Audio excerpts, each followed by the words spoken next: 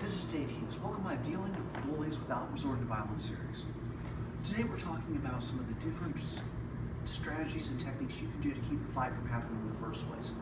This will be number 9, and that is using your voice as a weapon.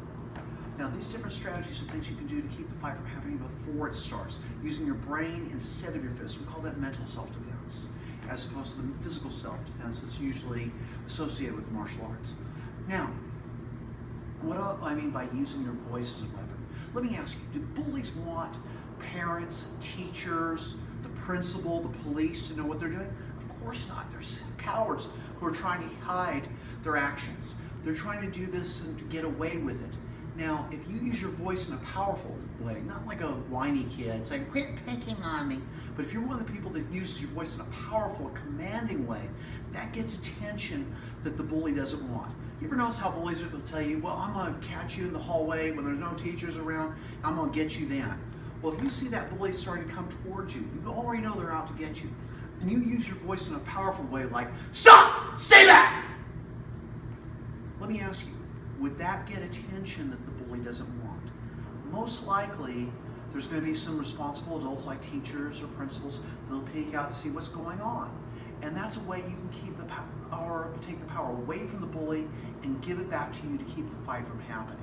Now, that's something, a very similar strategy that I use when I'm teaching ladies a self-defense class, to use their voice and a weapon in a commanding way. No matter how big and bad you are now, we all grew up with someone that was an authority figure when we were children.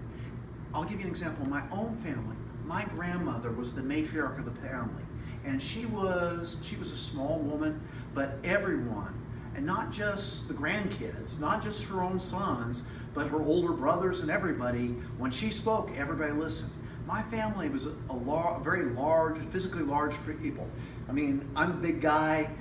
There's a lot of pro fighters, pro athletes, football players, within my cousins and uncles and everything, some guys who were special forces.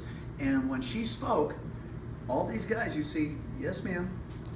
Now, another example is my sister used to raise Rottweilers. So I was around these dogs all the time. And when I was in the shopping, when I was going grocery shopping not too long ago, I was walking through the parking lot with the cart, and I happened to notice 2 really large, beautiful Rottweilers, big dogs, in the back of a pickup truck. And as I'm walking by, I noticed them out of the corner of my eye, I'm pushing my cart, and all of a sudden they started barking at me. I turned around and said, "Sit down and shut up!" All of a sudden they just did that. Like, I don't know who he is, but he seems to know what he's talking about.